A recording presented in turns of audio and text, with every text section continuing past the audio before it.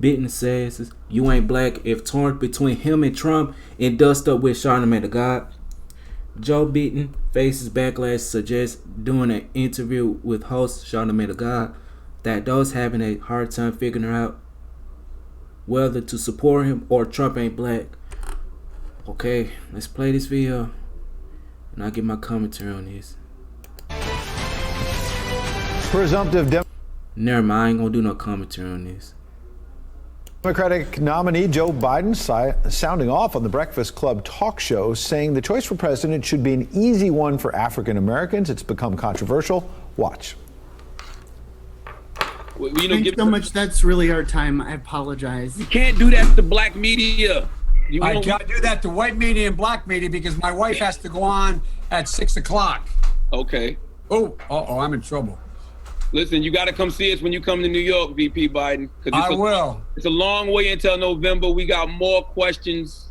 You got more questions, but I tell you, if you have a problem figuring out whether you're for me or Trump, then you ain't black. It don't have nothing to do with Trump. It has to do with the fact I want something for my community. I would love to see. Take a look at my record, man. I extended the voting rights 25 years. Well, let's bring in Fox News contributor Karl Rove. He, of course, is the former White House Deputy Chief of Staff to George W. Bush. Karl, good morning. Good morning. As noted, you worked in a White House that I covered, so you'll understand if I have to interrupt you rudely to get to President Trump in a moment or so. But in the meantime, we want to talk some presidential politics. First of all, your reaction to those rather remarkable comments. Yeah, a suggestion that you're not truly black unless you support Joe Biden for president. Really unusual. People are not allowed to have independent thoughts. They have to be, if you're black, you have to be for Biden. Really unusual. There's another part of the interview that I also was struck by. He said, "I get overwhelming support from the black leadership, young and old. Every poll shows me way ahead, and it's not just, I hear this, oh yeah, all blacks are rich, Biden, but young guy, look at the polling data falling. Analysts say it's off by half. Come on, man, give me a little break here. This is where I come from." I mean, what was that? Yeah. I mean, little strange. Simone Sanders, let's be fair to the Biden campaign. She just in the last few moments has started tweeting about this. Let's get two of them in there and get you to react. Vice President Biden spent his career fighting alongside and for the African American community. He won his party's nomination by earning every vote and meeting people where they are, and that's exactly what he intends to do this November, adding the comments made at the end of the Breakfast Club interview were in jest. But let's be clear about what the VP was saying. He was making the distinction that he would put his record with the African American community up against Trump's any day, period. Sounds like cleanup on aisle 3. Yeah, and not particularly effective.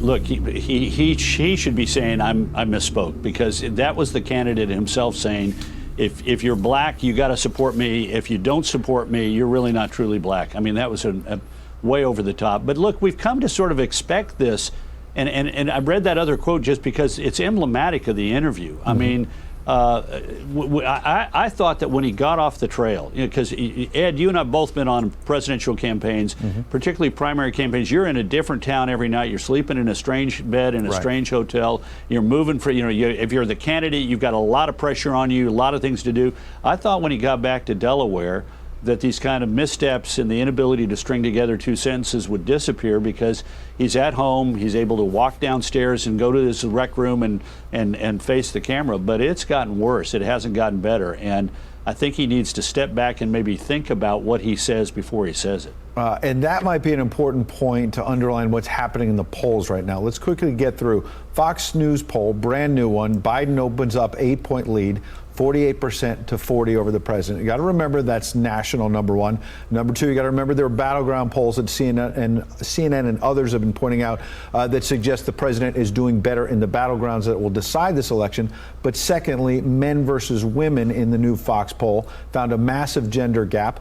Biden leading by 20 points among women, the president leading by 7 points among men. React to any part of that, Karl, but I want to work it into what you just said, which is Joe Biden might be doing better in the polls because he's been in that basement, not commenting as much. Now when he comes out and makes the comments we've just played, does that have an impact on the poll numbers down the road, perhaps?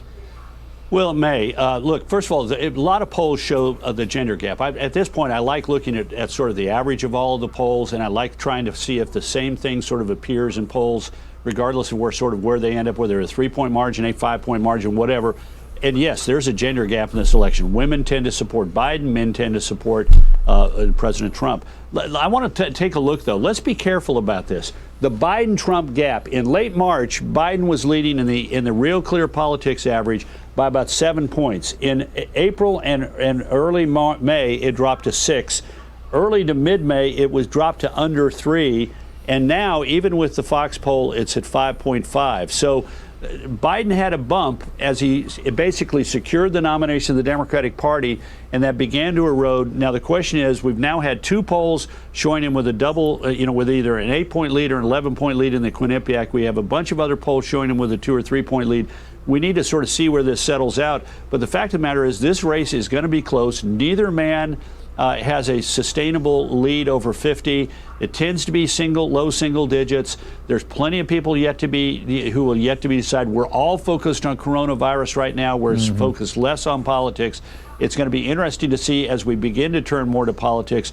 Does Biden do better because people are hearing him more, or does he do worse because people are hearing him more? We don't know. Are there gaffes that blow up in his face? Quick last thing. We've got a little bit of breaking news that just crossed. Joe Biden's accuser, Tara Reade. There have been new questions raised about whether she's been consistent in her account. We've heard some of that aired, but just in the last few moments, Doug Weider was the attorney for this accuser, Tara Reade, and he's now saying he and his firm no longer represent Tara Reade. Again, we got to get some more context and more facts here, but broadly speaking, Carl, this is something that's been out there as an issue, her sexual assault allegations, but now her attorney is saying, well, this firm is no longer representing her. Obviously, there could be a whole bunch of reasons why they change. People change attorneys, but there have been questions about her account. Yeah, and in fact, yesterday we had, she had served as an expert witness in some trials, and we saw yesterday a series of stories of people going after her saying she overrepresented her credentials and was an untrustworthy witness, and they need to revisit all of those trials in which she served as an expert witness. So, it's a sign that, if you pop up in a high-profile thing like this, everything is going to be scrutinized and questions are going to be raised. It is. But yeah. And real quick, I just want to get in another fact, because I was trying to read the statement quickly and I didn't want to misquote it. But this attorney is saying the firm, by no means is this a reflection on whether then Senator Biden sexually assaulted Ms. Reade. On that point, our view is the same held by the majority of Americans. They cite a poll, and they go on to say, we genuinely wish her well, hope that she as a survivor is treated fairly.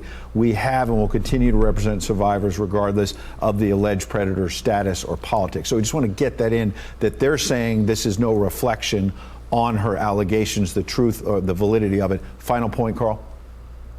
Well, it's still not going to be helpful to her case. I mean, it's going to cause people to speculate why they did this, and unless they spell out why they did it, it's not going to inure to her benefit. All right, Carl Rover, we appreciate you rolling with the breaking news.